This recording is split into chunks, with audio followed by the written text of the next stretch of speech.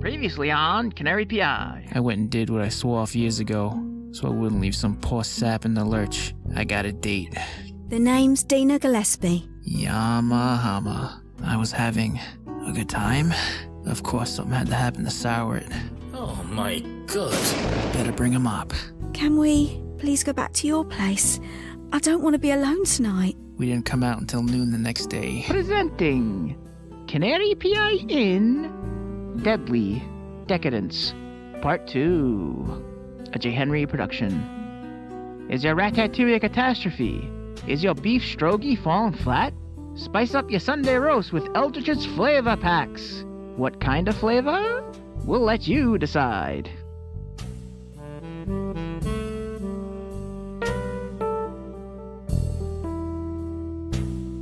And now the conclusion to Deadly Decadence. It's for you. It's your boss. What? How does he know I'm here?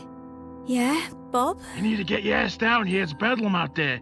People are exploding all over the city and our lead rider's nowhere to be found. What did you say? People are blowing up all over the city and they have no idea why. I come to find out you saw one happen up close. We need headlines, we need articles, we need an angle. Turn on the radio, will ya, and get down here. Turn on the radio. All over the city, people are exploding. Law enforcement and the medical community are baffled. But rest assured, they're hard at work at cracking this caper. And so are we. So keep it tuned to WXORV, the Klondike. This just in. A 27th case has been reported. Is this an act of terrorism? Is it a germ? Is it an act of God? Or the devil? Keep it tuned to... Enough of that. What if we... Canary, I don't want to die. Nah, let's not get ahead of ourselves. Besides, this is a big city. Can't happen to all of us now, can it? I suppose not. I should get down to the police station and see if I can find out what they know. With our connections at the paper, maybe we can piece this together. Don't worry about me. I'll take a cab. I'll have to borrow your clothes, though. See you tonight, yeah? Tonight. She kissed me on the cheek while pulling up a pair of my suspenders over her shoulders. She was out the door and so was I. At the station, it was just as I expected. It was a scene of pandemonium and unrest. Citizens jammed in, demanding answers that no one had. I raised the flip-up countertop as I entered the back room. Hey, you're not allowed back there. 2 more? Hey, you better bring another pot of coffee and send Mary out for a carton of cigarettes. Who's that? We're working here. Beat it. Hey, Chief. Been a while. Is that you, Canary? You haven't been a cop in damn near 10 years. You're the one who walked out on your brothers in blue. It's complicated. The statement stands. We're working. Get out of here. Hey, Chief. Word was he was good. Saved 12 children from a burning bus. Put Sammy the Nose Hoffa behind bars, ending the biggest crime syndicate in 30 years. We're completely stumped. Maybe he can help. It was 8 kids. Myths and exaggerations.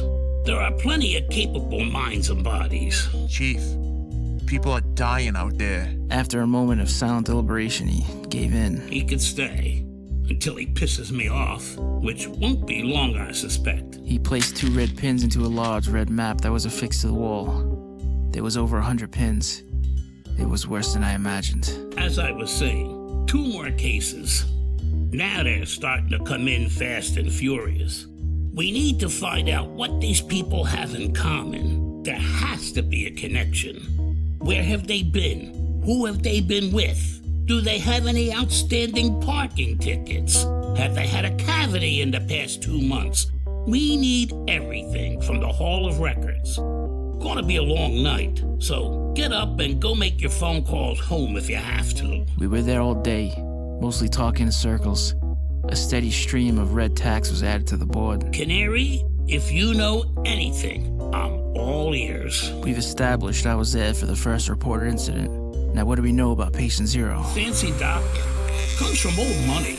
Married to Loretta Johnson for 35 years. They were there for their wedding anniversary. And the second? Benjamin Cowper, a hotshot engineer in the auto industry. And the third? A professional tennis player, minor leagues. Trust fund, baby. We were interrupted by someone bringing in bags of food. Che Francois sent all this food over. There was a note saying thanks for the quick investigation. Put it over there. What is your point, Canary? They're all in the higher tax bracket than any of us would ever dream of. We've been all over this. Most of them, yes, but not all. There's plenty of poor schlubs on this list, too. It's a dead-end lead. Wait a minute. I walked up to the map and cupped my hand over my right eye and tilted my head. Gentlemen, don't you see? Don't you? It's been in front of us this whole time. I took a marker out of my pocket and started tracing a spiral on the map. Right here. It's radiating from this spot. No, it can't be. No, don't eat that food! I flipped the desk over while someone was pawing through the bags, foodstuffs and sauces trailing down the wall. Chez Francois, it's the restaurant, right where it started.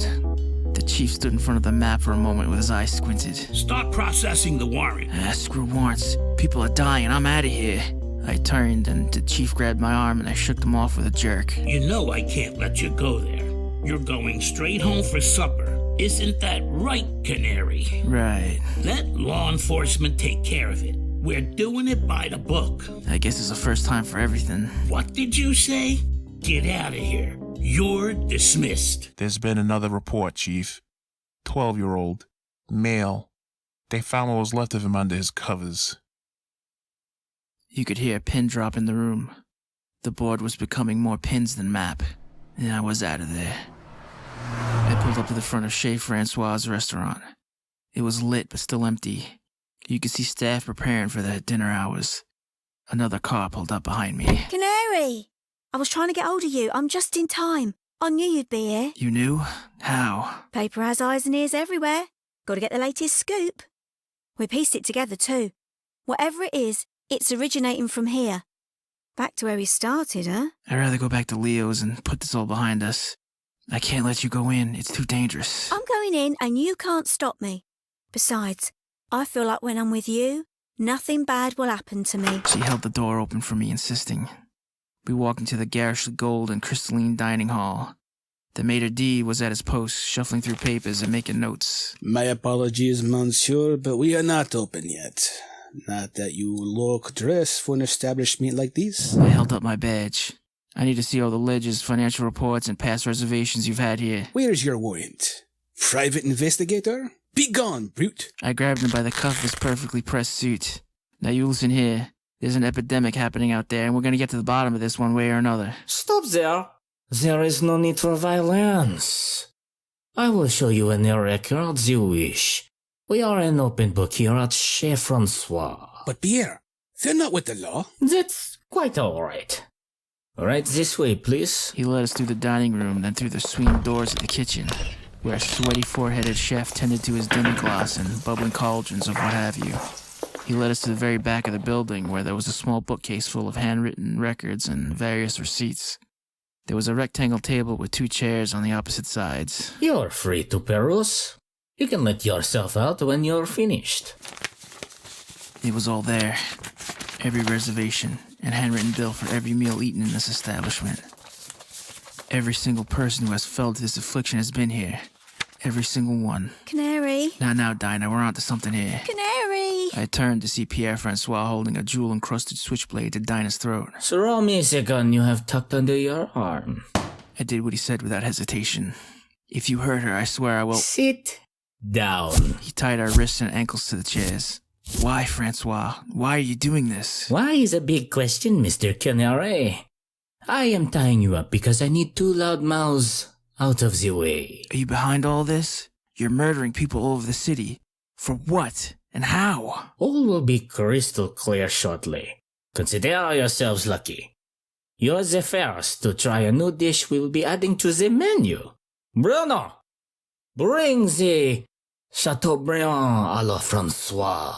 You'll never get away with this. To understand why, I have to tell you a little about myself and my history. What happened to the accent there, Pierre? Well, things aren't always what they seem, Canary. To be rich, you have to project a certain air about you. To these gluttons, this represents elegance and refinement. They eat it up like so much as a duck costly.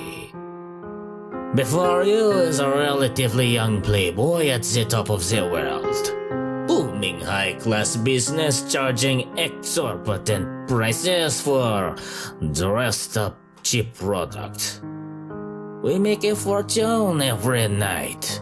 Every single night without fail. How could it not with me at the helm?